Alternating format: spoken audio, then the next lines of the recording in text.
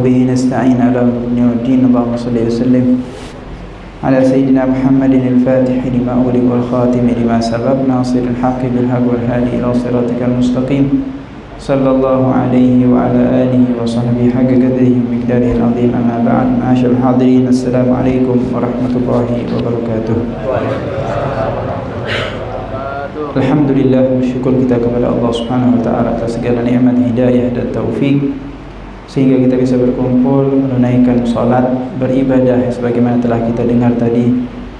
Pembawa acara mengingatkan kita akan nikmat yang diberikan oleh Allah Subhanahu wa taala. Seorang ulama mengatakan al-ibadah, seorang hamba itu bisa berbuat ibadah, hadiyatullah lil 'abd, adalah hadiah dari Allah bagi seorang hamba. Tidak mungkin kita mau datang ke masjid atau ke musholla atau sholat kecuali itu kalau dapat hidayah dan taufik dari Allah. Yang semua hal tersebut akan kita lihat di hadapan Allah. Tidak ada yang terlewat sedikit pun. Bagaimana keadaan hati kita, bagaimana syukurnya kita, bagaimana kita bersabar. Oleh karena itu kata ulama, seorang bisa berbuat ibadah tidak lain itu adalah hadiah dari Allah akan hamba tersebut. Maka layaknya bagi seorang hamba untuk mengintrospeksi diri mereka sendiri. Bagaimana, apakah Allah memanggilnya untuk menjadi orang yang berbahagia di akhirat kelak, ataupun sebaliknya tidak pernah kita dipanggil oleh Allah Subhanahu wa taala. Masyarul hadirin yang dimuliakan oleh Allah Subhanahu wa taala, tidak terasa tadi kita dengar sudah malam ke-11. 10 malam telah lewat. Bagaimana keadaan bulan Ramadan?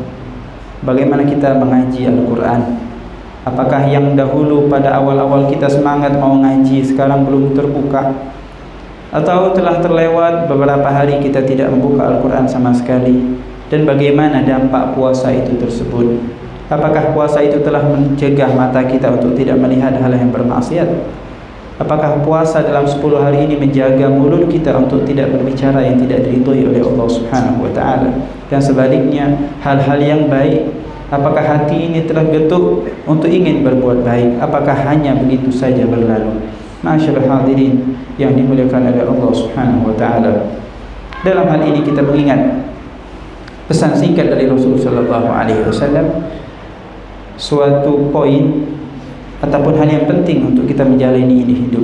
Beliau sallallahu alaihi wasallam bersabda, atau dalam makna hadisnya beliau berkata dalam riwayat Ibnu Majah, "Idza qumta fi salatika fasalli salatan wadi' wa la takallam bi kalamin ta'tadiru minhu ghadan wajma'il ya's mimma fi aidin nas." 3 poin yang paling penting diajarkan oleh Rasul sallallahu alaihi wasallam.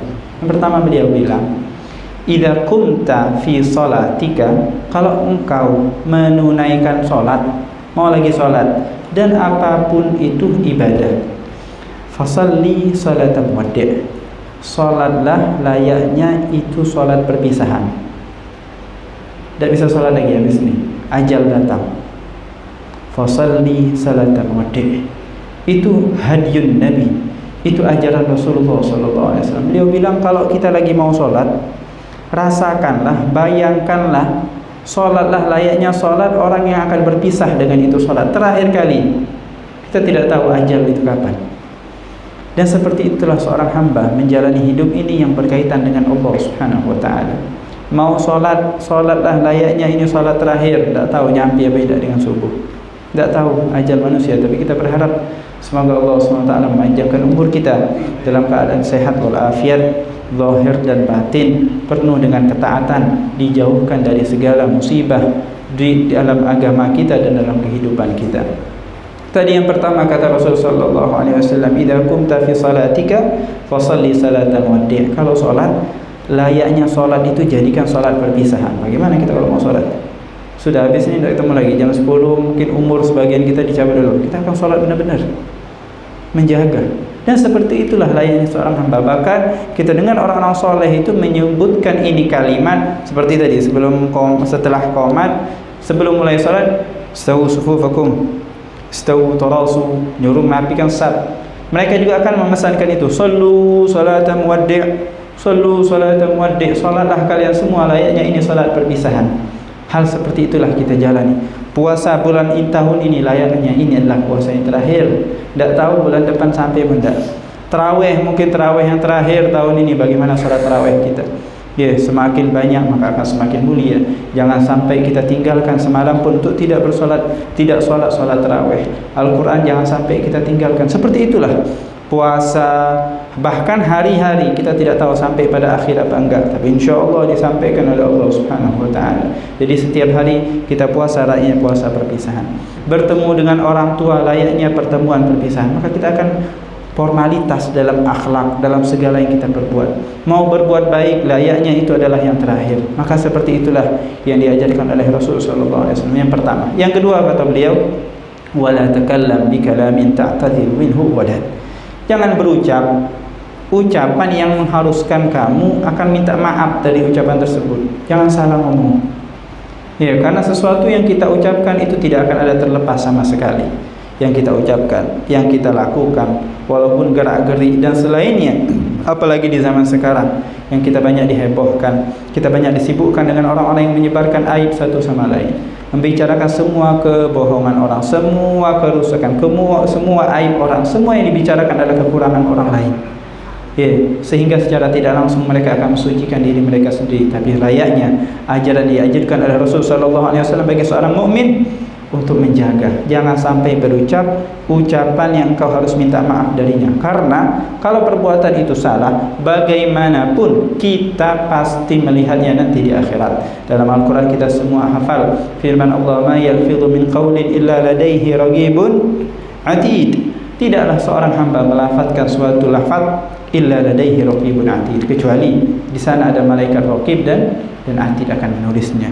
Ya, sebagaimana hadis Rasulullah sallallahu alaihi wasallam, beliau pernah bertanya dengan sahabat, tahukah kalian siapa orang yang merugi, yang bangkrut? Sahabat bilang, ya orang yang mau berdagang, modal hingga hancur dan selainnya. Kata Rasulullah, bukan itu yang kumaksud. Orang yang bangkrut adalah orang yang datang di akhirat di hadapan Allah dengan amal yang banyak, rajin sholat, rajin ini semua, tapi dia datang telah pernah menghina fulan, membuka aib fulan, menceritakan keburukan fulan, yang disibukkan aib manusia. Hingga kata Rasulullah SAW, datang orang-orang yang dizalimi, berkata kepada Allah, "Hai Allah, ini fulan pernah menghinaku." Diambil lagi kebaikannya, dikasih kepada orang.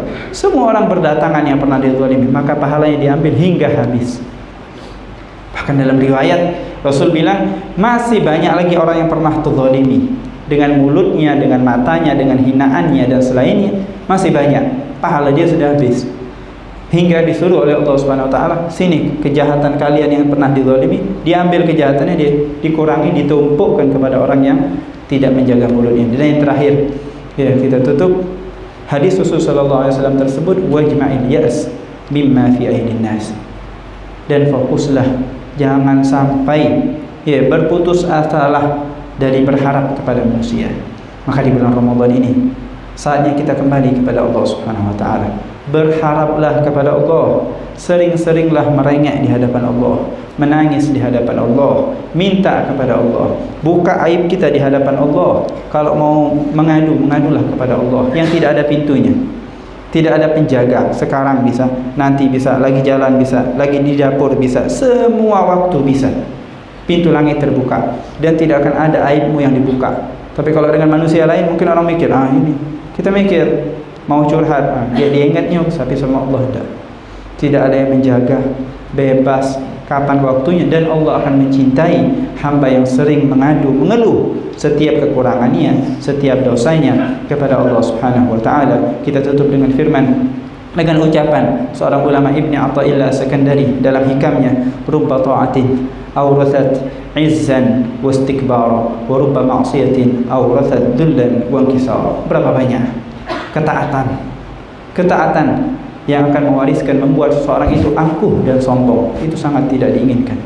Dan berapa banyak kemaksiatan yang membuat seorang itu merasa hina dan jatuh di hadapan Allah Subhanahu wa taala. Dia merasa orang yang terpuruk, dia merasa orang yang paling jelek, dia merasa orang yang paling kotor di hadapan Allah. Dan itu adalah suatu kemuliaan bagi seorang hamba tersebut ketika mereka merasa kurang di hadapan Allah Subhanahu wa taala. Semoga hari-hari Ramadan yang tersisa menjadi hari yang mulia. Saatnya kita kembali kepada Allah Subhanahu wa taala. Setapak demi setapak kita mendekat kepada Allah Subhanahu wa taala. Ja'alallahu wa iyyakum minal ladzina yastami'una al-qawla fayattabi'una ahsanah. Hadza minna wal 'afwu minkum. Wassalamu alaikum warahmatullahi wabarakatuh.